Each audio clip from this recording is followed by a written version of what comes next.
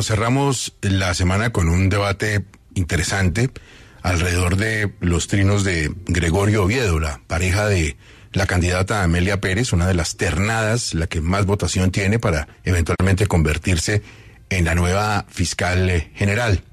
Y hubo un debate interesante, candente, en el cual también ha quedado muy claro que una cosa es la señora candidata Amelia Pérez y otra cosa muy distinta es don Gregorio Oviedo.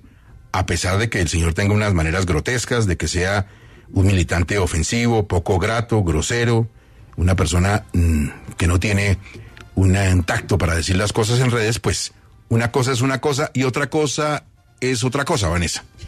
Claro, lo que pasa es que, digamos, uno dice, una mujer de ese nivel, con esa trayectoria, con esa carrera, con todo lo que usted quiera, pues no tiene por qué responder por las estupideces que diga o deje de decir el marido en redes sociales, que se metió, entre otras, con la Corte Suprema. Es tan grave el problema, dice en uno de sus trinos, que el cáncer de la corrupción llegó a la Corte Suprema con la mayor Cristina Lombana. Cristina Lombana es magistrada de la Corte Suprema, ¿no?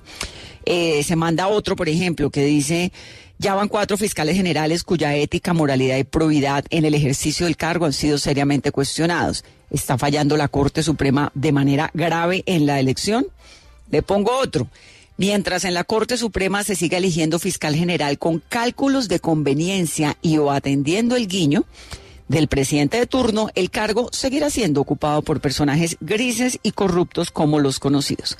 Entonces estaba revisando con Hernando una sentencia que nos encontramos que dice, digamos que podría casi que terminarla enredando en el caso de que tenga que tomar decisiones, por ejemplo, frente a Nicolás Petro, porque ahora le voy a leer el trino de Nicolás Petro.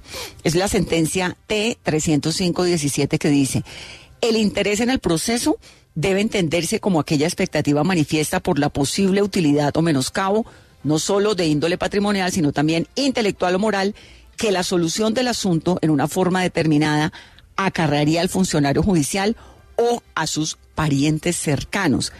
Ya Hernando nos va a explicar bien lo del interés del proceso que es, porque dice, por ejemplo, si el juez, su cónyuge o compañero permanente o alguno de sus parientes en el rango que establece la ley profesa un sentimiento respecto de alguno de los sujetos procesales con suficiente intensidad para hacerle inclinar su ánimo o si existe un interés por otro tipo de circunstancias que permita vislumbrar la ausencia de ecuanimidad.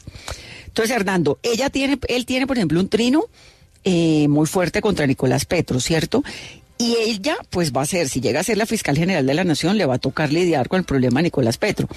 Lo de Nicolás Petro, dice el marido, es una aberración que cubre intereses políticos y económicos muy poderosos que instrumentalizan la justicia. Se trata de debilitar al máximo la gobernabilidad de cara a generar una caída del gobierno con ánimos vindicativos, cuidadosa y sutilmente orientados. Mi pregunta es, con esta sentencia de fondo, en caso de que Amelia Pérez llegue a ser fiscal, ¿le tocaría hacerse a un lado de ese tema, de esa investigación y de muchas otras que hay? Qué interesante pregunta, Vanessa. Y uno podría decir que en Colombia, en principio, no hay responsabilidad objetiva, sino subjetiva. Con ello, entonces, cada cual responde por sus propios actos. Pero como la función judicial y la fiscalía hace parte de la rama judicial, tiene que ver con una función donde la independencia y la imparcialidad son fundamentales, entonces ese principio se extiende un poco más. Y usted entonces trae esa sentencia que ciertamente es muy importante y que habla de la probidad y de la independencia de toda aquella persona que cumpla funciones judiciales. Y entonces existen unas causales para analizar cuándo un funcionario judicial tiene o puede apartarse del conocimiento de un determinado asunto. Si esas causales se promueven de manera directa porque la persona se siente afectada en su imparcialidad, hablamos de impedimento. Si por el contrario la promueve un tercero, porque parte de la base que ese juez o ese fiscal, en este caso, no serían objetivos, entonces hablamos de una recusación. Pero las causales son exactamente las mismas. Y usted trae una colación muy importante, la que tiene que ver con el interés que puede desprenderse de ese funcionario judicial en torno a ese asunto.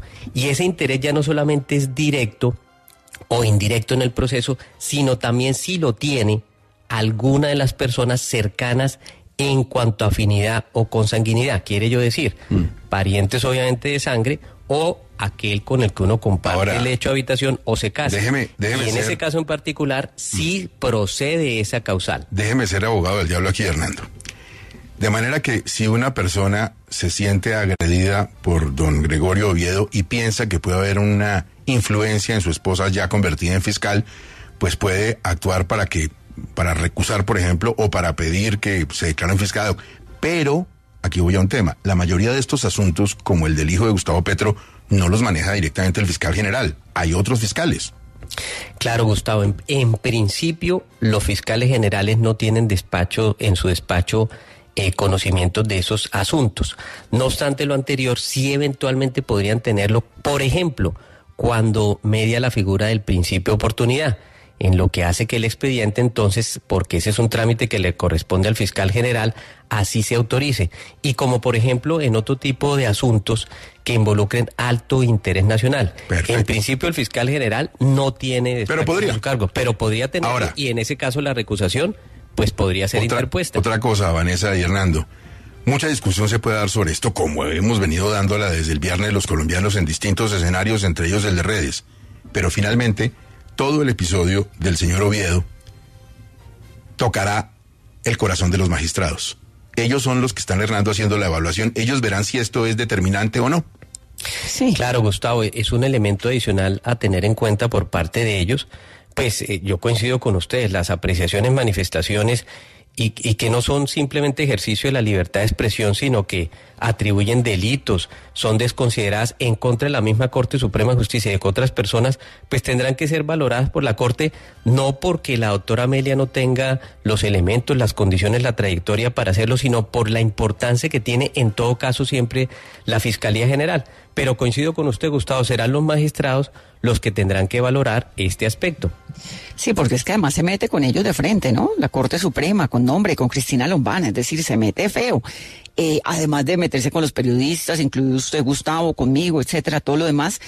Pero a mí en el fondo lo que pasa es que me parece un poco triste que una mujer tenga que responder por las estupideces del marido. Porque si la cosa fuera al revés y la estúpida fuera ella y el que iba a ser candidato a fiscal fuera él, no estaríamos en estas. Nadie estaría diciéndole, ay, no, es que mire, su esposa no, simplemente esa señora, ya el mundo diría, no, la señora está loca y chao, y ahí se quedaría el tema.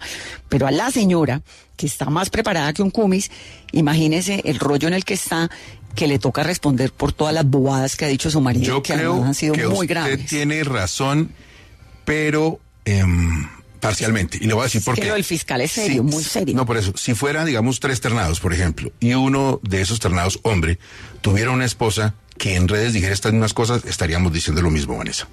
El ¿Verdad? mundo, sí, yo sí creo.